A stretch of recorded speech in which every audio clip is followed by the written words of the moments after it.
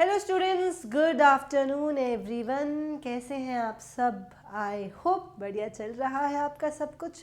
बड़े दिनों से कह रहे थे कि मैम क्लोज टेस्ट करवा दो, तो आज मैं सोची कि आज आपको अच्छे से क्लोज टेस्ट प्रैक्टिस करवा दो। देखो ये ऐसा टॉपिक है भाई, हर एग्ज़ाम में आता है, हर एग्ज़ाम में, जीडी के एग्ज़ाम में भी क्लोज टेस्ट आता है, मतलब बहुत इंपॉर्टेंट टॉपिक है।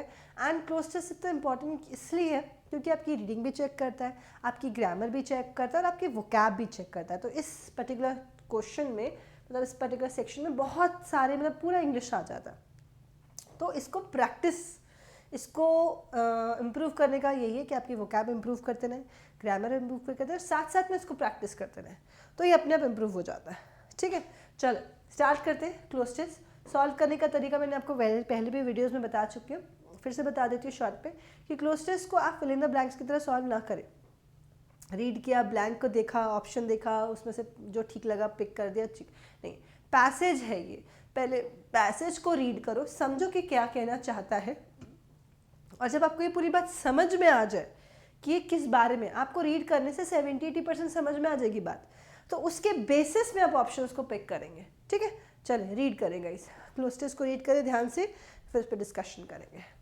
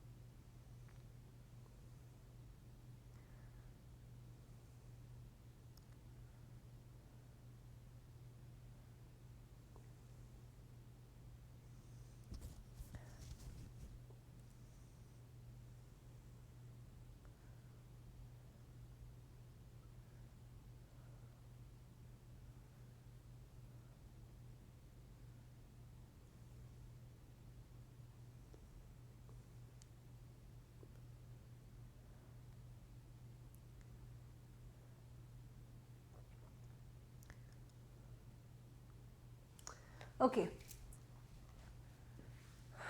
चले ध्यान से रीड करेंगे और फिर हम इस पर डिस्कशन करेंगे। It is easy to think that the daily life of a plant is a simple dash. They seem to just stand there and sunbath. However, plants are very busy all the time doing dash things, है ना?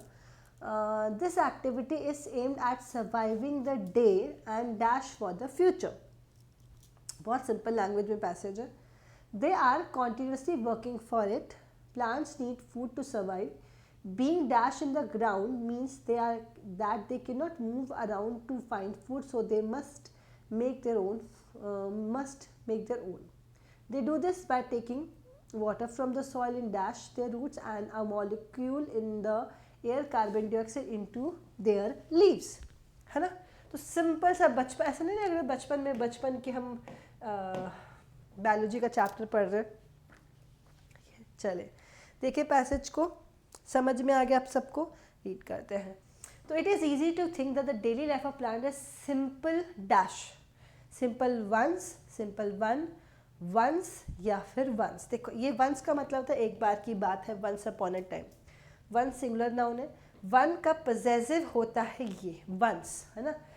और once वो वाला गड़बड़ हो जाएगा। तो यहाँ पे क्या है, a simple dash, a simple, क्या मुझे यहाँ पे पॉसेसिव की ज़रूरत है? मुझे यहाँ पे पॉसेसिव की ज़रूरत है ही नहीं वंस के लिए, तो एक सिंपल वन है, मतलब simple one. It is easy to think that the daily life of plant is a simple one, कि मतलब सिंपल लाइफ है, यहाँ पे वन आना चाहिए और कुछ यहाँ पे लॉजिकली आ भी नहीं रहा।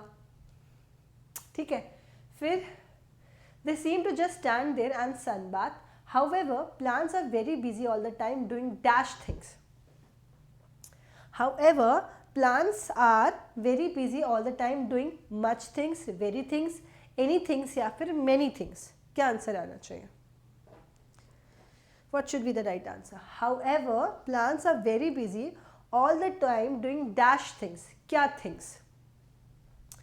Much things, very things, any things या फिर many things. What should be the right answer? देखो much जो है ना वो uncountable noun के साथ आता है, right? तो मच तो नहीं आएगा, क्यों? क्योंकि यहाँ पे थिंग्स लिखा हुआ है, तो मच नहीं आना चाहिए। वेरी थिंग्स सेंस नहीं बनेगा, एनीथिंग या मेनी थिंग्स। तो आपको पता है plants are busy all the time, तो अगर वो पूरा दिन बिजी है तो कुछ ना कुछ है ना, बहुत सी सारी चीज़ें कर रहे होंगे, तो थिंग्स के अकॉर्डिंग हम लगाएंगे बहुत सारी, मैनी थिंग्स, बहुत सारी चीज़ों में वो व्यस्त होते हैं, right, many things. This activity aimed at surviving the day and dash for the future. This activity is aimed at surviving the day and dash for the future, sensing for the future, reviving for the future, planning for the future या फिर caring for the future. क्या answer आना चाहिए? Future के लिए क्या वो sense करते हैं, फ्यूचर को रिवाइव करते हैं, उसको पुनर्जागृत करते हैं, प्लान करते हैं या फिर केयरिंग करते हैं, ध्यान देते हैं.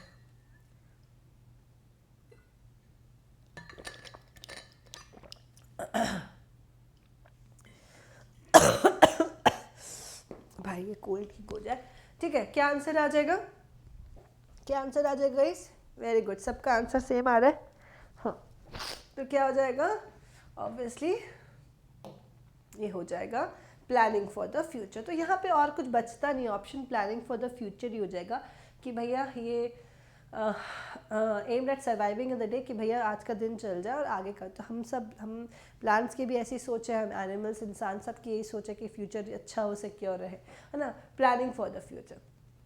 दे are continuously working for it. Plants need food to survive. Being dashed in the ground means they cannot move around to find food. Being dashed in the ground, so being smudged in the ground, rooted in the ground, cluttered in the ground या फिर sullied in the ground. क्या answer आना चाहिए? Being dashed in the ground. Smudge का मतलब होता है किसी चीज़ में मिक्स हो जाना. Rooted means deep root लग जाना. क्लटर होना, क्लटर का मतलब इकट्ठा होना, है ना. क्लटर मीन झुंड सा बन जाना. और सलीड का मतलब होता है कोई इंसान जब चिढ़ जाता है ना, गुस्सा हो जाता है. यहाँ पे क्या सेंस आएगा इसका? तो अब ग्राउंड की बात हो रही है तो ऑब्वियसली ग्राउंड की बात हुई तो रूटेड आएगा. अगर ग्राउंड की बात हो रही है तो रूटेड आना चाहिए, राइट. तो this activity aim at surviving the day and rooted for the end planning for the future. Being they are continuously working on it. Plants need food to survive. Being rooted in the ground, है ना. तो ज़मीन पे roots होते हैं तो उसको rooted ही कहते हैं. तो ये तो ईजी था बहुत. Rooted in the ground mean they can not move around, move नहीं कर सकते, find, so they must make their own. इसलिए वो अपना खाना खुद बना लेते हैं फोटोसिंथेसिस से. They do this by taking water from the soil in dash their roots. In अब ध्यान देखना, in with the roots, in by the roots, in of the roots, in through the roots. यहाँ पे आपको preposition लगाना है. क्या लगाएंगे? By taking water from the soil in dash their roots, with their roots, by their roots, of their roots या फिर through their roots. क्या आंसर आना चाहिए? तो ऑब्वियसली, है ना, तो किसके द्वारा बात यहाँ पे आ जाएगी? तो through their roots. So soil, water from the soil in through the roots, roots के द्वारा. उसमें अब यहाँ पे बोलोगे मैम बाय क्यों नहीं आएगा और थ्रू क्यों आया? देखो दोनों का सेंस द्वारा ही है, बट बाय और थ्रू में मेजर डिफर क्या है कि थ्रू का मतलब तो किसी चीज़ से होकर गुजरना. ठीक है, तो जो सॉइल से पानी जो है वो उनके रूट्स से होकर गुजरता है. And molecules in the carbon dioxide intake to the next, तो वो उस मॉलिक्यूल्स के थ्रू से होकर गुजरता है और वो लीव्स तक पहुंचता है. तो करेक्ट आंसर क्या हो जाएगा? करेक्ट आंसर हो जाएगा थ्रू देयर रूट्स. ठीक है, चलो बताओ भैया आउट ऑफ 5 कितना स्कोर आया आप लोगों का? What is the score? जल्दी से बताएंगे क्या स्कोर है आप लोगों का. Quick quick quick quick quick. Okay, चले, बहुत बढ़िया, अच्छा स्कोर आया मुझे लग रहा है 5 आउट ऑफ 5 सबका. नेक्स्ट देखते हैं, नेक्स्ट पैसेज को रीड करेंगे बहुत ध्यान से.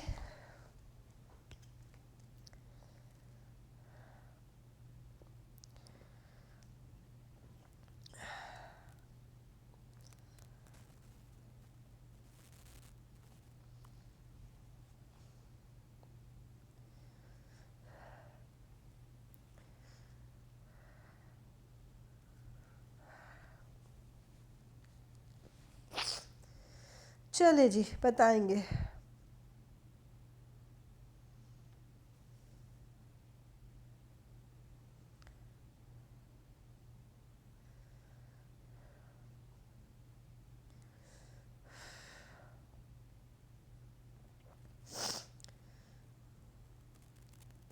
Okay.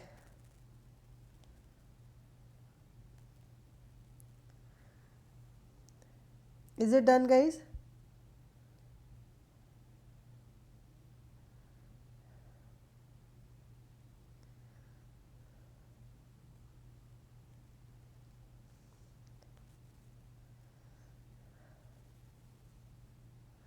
Okay. Deserts probably existed much dash during former periods of global arid climate in the lee of mountain ranges that sheltered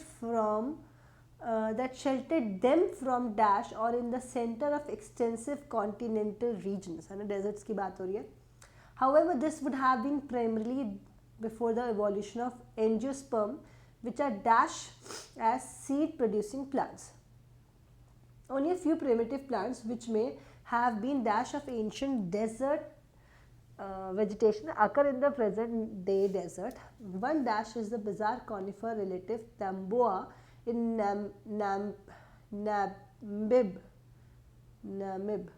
Namib desert of southern South Africa. इसका pronunciation थोड़ा अलग है, ठीक है, नामीबिया हो सकता है, Namib. Okay, so desert probably existed much what earnest earlier, early या फिर अर्लीस्ट, है ना.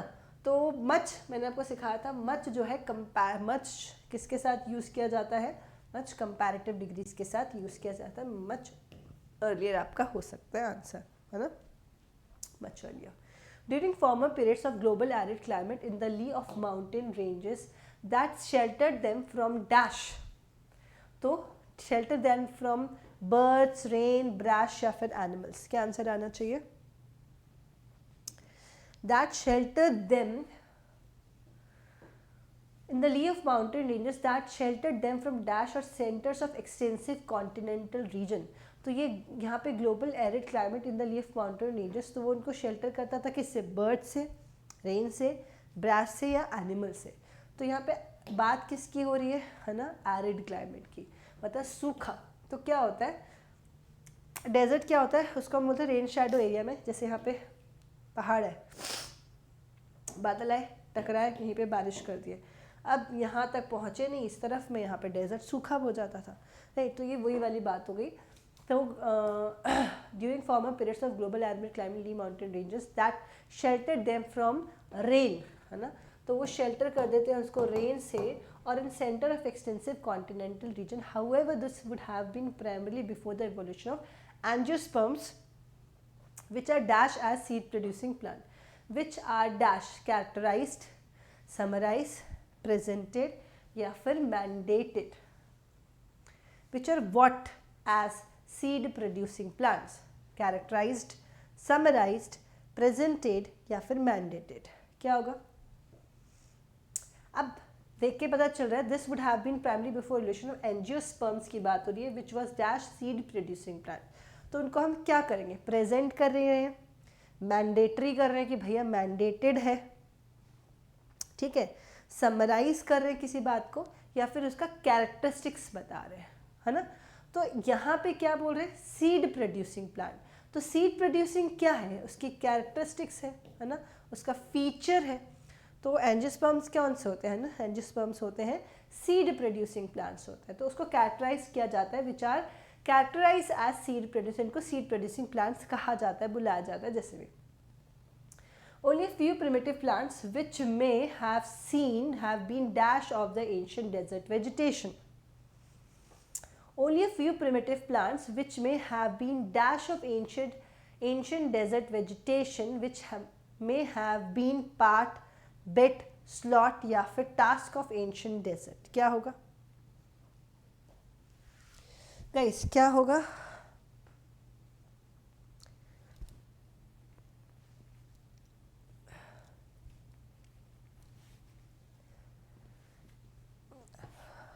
क्या होगा, which are dash as seed तो हो गया. आगे only few primitive plants which may have been dash of the ancient desert vegetation.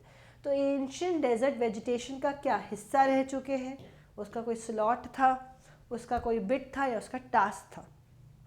तो उसका जो है ये हिस्सा रह चुके हैं, part, has been the part of ancient desert vegetation, has been the part of ancient desert vegetation, वो हिस्सा है एंशिएंट डेजर्ट वेजिटेशन का, occur in the present desserts.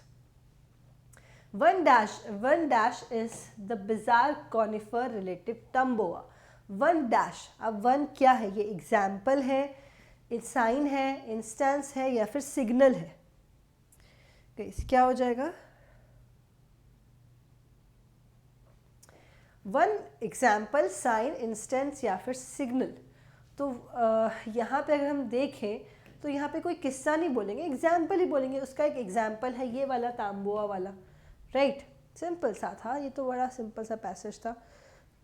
चलो, आउट ऑफ 5 कितने आए भाई? आउट ऑफ 5 कितने आ गए? जल्दी जल्दी बताएं और नेक्स्ट वाले पैसेज को रीड करें, ठीक है.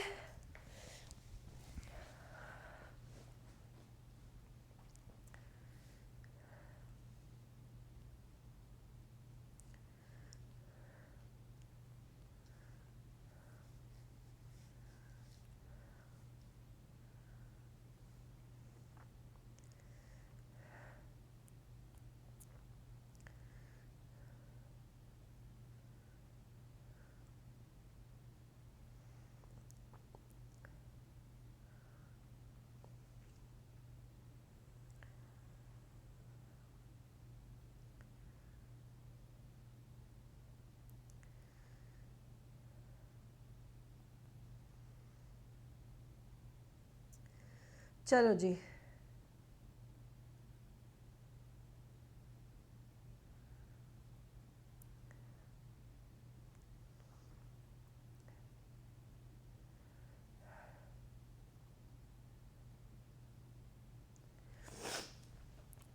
is it done?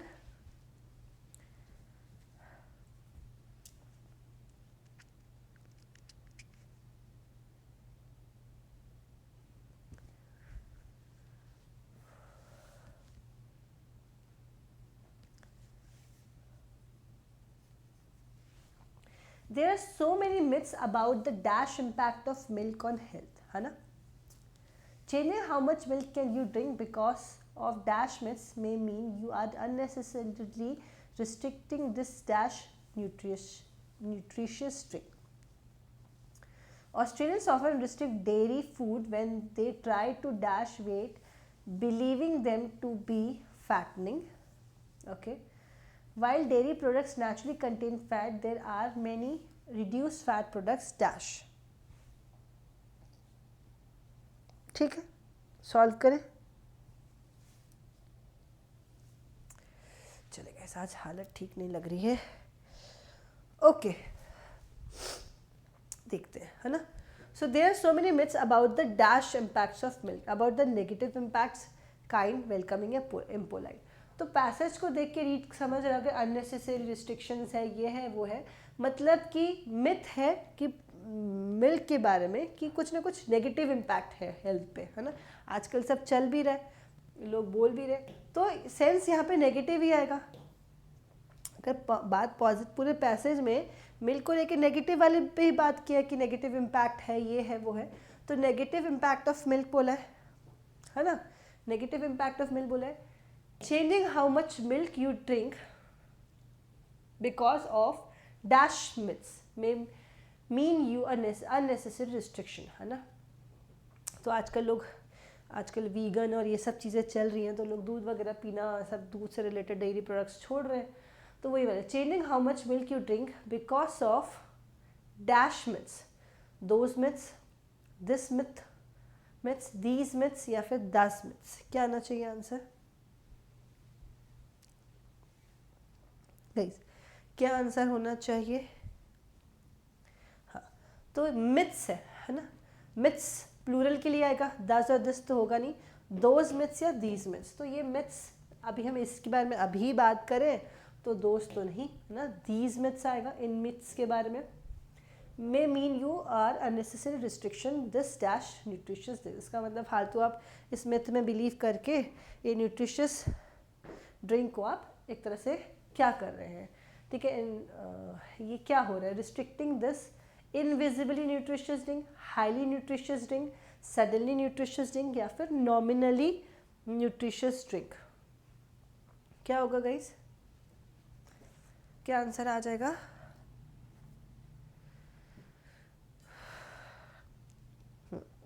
तो ये भैया मिल्क की बात हो रही है, तो यहाँ पे क्या आएगा? इनविजिबली तो विजिबल नहीं है, हाईली है, सडनली है या नॉमिनली है। तो बहुत ज़्यादा न्यूट्रिशियस ड्रिंक है, मिल्क में बहुत सारे न्यूट्रिशंस होते हैं, तो हाईली न्यूट्रिशियस मिल्क है, हाईली न्यूट्रिशियस ड्रिंक है। Australians often restrict dairy foods when they try to dash weight, believing them to be fattening. तो ऑस्ट्रेलियंस क्या है, दूध वूध नहीं पीते हैं, छोड़ देते हैं। वो मानते हैं कि भैया दूध में बहुत ज़्यादा फैट होता है। So Australian often restrict dairy foods when they try to leverage weight. वो वेट को लेवरेज कर रहे होते हैं, लूज कर रहे होते हैं, मेडिटेट कर रहे होते हैं या फिर सब्जुगेट कर रहे होते हैं। क्या आएगा answer? When they are doing what? Leverage, lose, meditate या फिर subjugate? When they obviously वो weight कम करने की कोशिश कर रहे होते हैं, तो आज लोग डेयरी प्रोडक्ट्स छोड़ देते हैं, आजकल तो इंडिया में भी चल रहे हैं। When they want to lose weight, है ना, weight lose करना होता है तो डेयरी प्रोडक्ट्स छोड़ देते हैं, ठीक है। While dairy products naturally contain fats, there are many reduced fat products dash. While dairy products naturally contain fat, there are many reduced fat products deficient, inoperable, available या फिर durable. सिंपल क्वेश्चन है। तो आजकल बड़े सारे, है ना, बड़े सारे जो है ऑप्शंस जो है अवेलेबल है, तो बहुत सारे फैट प्रोडक्ट्स अवेलेबल। बहुत सिंपल पैसेज था। ऐसे पैसेज गाइस आपके एग्जाम में आएंगे क्योंकि ये आपके PYQs ही है। चलो एक और अच्छे से रीड करेंगे क्लोज टेस्ट को ध्यान से।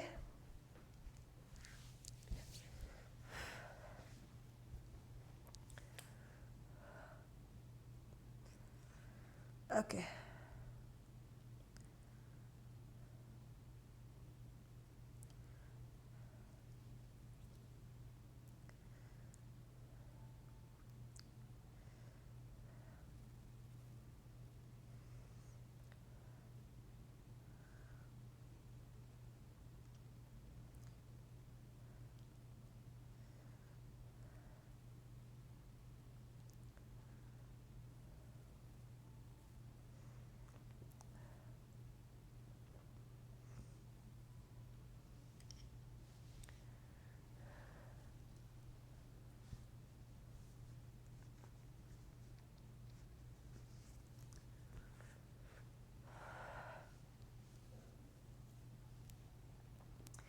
Each year, the US Department of Agriculture and the Environmental Protection Agency dash federal pollinator experts to share the latest scientific findings on bee and pollinator health and assess the status of dash important insects, birds, bats and other species. ठीक है।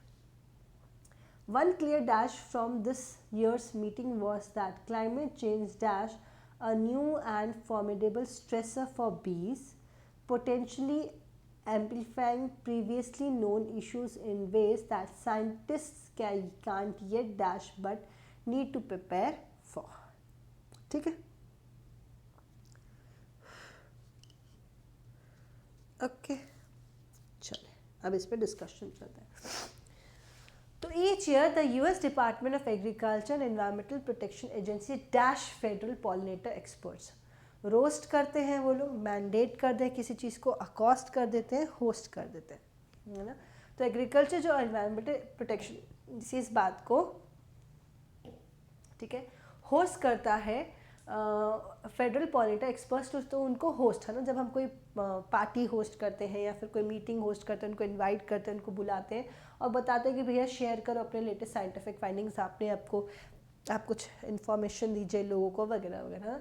तो ये host करते हैं federal pollinator experts to share latest scientific findings on bees and pollinator health, bees और pollinator health पे, and assess the status of dash important insects and assess the status of these or those insects, important insects, birds, bats and other species. तो answer एकदम clear है ना।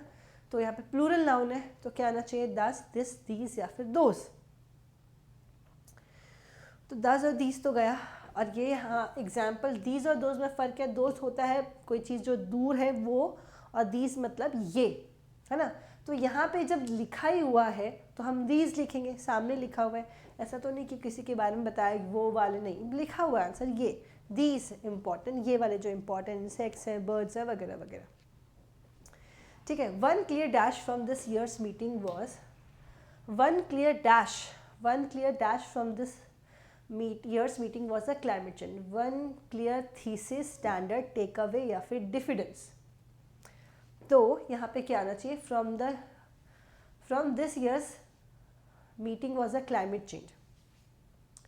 तो one clear thesis है, कोई standard है, कोई टेक अवे है, डिफिडेंस है। स्टैंडर्ड समझते हैं आप, थीसिस जो अपन एकदम पूरी रिसर्च करके किसी में शॉर्ट समरी लिखते हैं, टेक अवे मीन्स किसी चीज़ को ले जाना, डिफिडेंस का मतलब डरपोक होना होता है, मतलब डिफिडेंस का मतलब कॉन्फिडेंस की कमी होती है ना। तो क्या होगा, one clear dash from this year's meeting, तो वन क्लियर क्या, टेक अवे, जो इस, है ना, इस ईयर से हम जो इस ईयर से इस मीटिंग से हम लेकर जा रहे हैं इंपॉर्टेंट मुद्दा, तो one clear takeaway from this year's meeting, इस साल की मीटिंग से जो टेक अवे किसी चीज़ को लेके जाना, है ना, इस मीटिंग से जो हम लेकर जा रहे हैं, was that climate change dash a new and formidable stressor for bees। क्या दिया है, one clear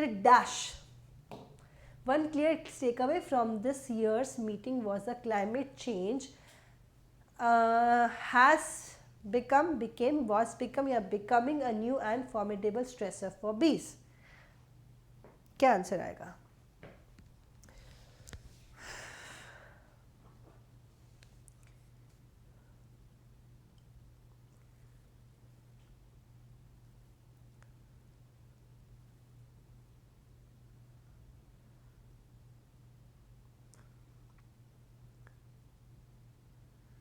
क्या हो जाएगा इस, has become, became, was becoming या becoming। तो आंसर क्या होएगा, सेंटेंस का बात पास्ट प्रेजेंट की है, तो has become a new and formidable stressor for piece, right. बात पास्ट की है नहीं, वॉज बिकम तो होगा ही नहीं, बिकेम सेम पास्ट की नहीं, बिकमिंग बिना हेल्पिंग वर्ब के बनेगा नहीं, ठीक है। Has become V3, has become a new and formidable stressor for बीस, बात पूरी पास्ट प्रेजेंट में है तो हैज़ लगाना पड़ेगा। Amplifying previously known issues in a way that scientific can't yet dash but need to prepare for, scientists yet can't predict, notify, shrimp या फिर शन। तो scientists can't yet predict नहीं कर सकते, notify नहीं कर सकते, shrimp नहीं कर सकते, शन नहीं कर सकते, yet can't predict, यहाँ पे और कुछ सेंस ही नहीं आएगा। प्रिडिक्ट तो नहीं कर सकते but need to prepare for, predict नहीं कर सकते क्या होगा मगर प्रिपेयर, कोरोना का किसको पता था क्या होगा, मगर हुआ, है ना, तो आगे के लिए प्रिपेयर रहना चाहिए। तो गाइज आई होप आपको ये सब बातें समझ में आ गई, सिंपल सा पैसेज था, बस इसको आपको ऐसे ही सॉल्व करने, क्लोस्टर्स बहुत ईजी होते हैं, बस आप थोड़ा सा प्रैक्टिस करें। ऑप्शंस में एलिमिनेट करना थोड़ा कन्फ्यूजिंग पार्ट हो जाता है कभी कभार, उसमें से अगर आप निकलना सीख गए कि आप 4 ऑप्शंस में से 2 ऑप्शंस करके 50-50 करके आप करेक्ट आंसर तक पहुंचने लगे, तो फिर आपका इंग्लिश का पेपर कोई नहीं रोक सकता, फिर आपके लिए इंग्लिश बहुत इजी हो जाएगी। ओके, तो हम लोग मिलेंगे अपने नेक्स्ट सेशन में। गाइस आप कोड यूज़ करना मत भूलिएगा, PARE, कोड PARE लगाएंगे तो आपको उसमें मैक्सिमम डिस्काउंट मिल जाएगा। आपको टेक्स्ट बुक में इंडिया के सबसे अफोर्डेबल और सबसे अच्छे क्वालिटी के मॉक टेस्ट मिल जाते हैं, पेपर्स मिल जाते हैं, जो भी एग्ज़ाम में आप प्रिपेयर कर रहे हो आपको बहुत अफोर्डेबल प्राइस में बैचेस मिल जाती हैं। तो कोड यूज़ कीजिएगा PARI, इससे आपको अच्छा खासा डिस्काउंट मिल जाएगा, अच्छा खासा। तो डिस्काउंट लें और अच्छा खासा पढ़ना चालू करें, क्योंकि प्रिपरेशन जो है उसको आपको बिना बैच के काम नहीं होगा, है ना। कंपटीशन इतना, आपको सिर्फ एग्ज़ाम निकालना होता, जैसे हम लोग को स्कूल में नहीं पासिंग मार्क्स लाने होते तो बात अलग होती है, मगर आप उस टाइम पे ट्यूशन लेते थे पासिंग मार्क्स के टाइम में, आप तो आपको कंपटीशन निकालना है। तो भाई बात तो चैलेंजिंग है, उसके लिए आपको थोड़ा सा एफर्ट्स देना पड़ेगा, मेहनत भी करनी पड़ेगी और अपने आप को इन्वेस्ट भी करना पड़ेगा, ठीक है। Thank you so much, bye, take care, be happy, use a code to get maximum discount, bye.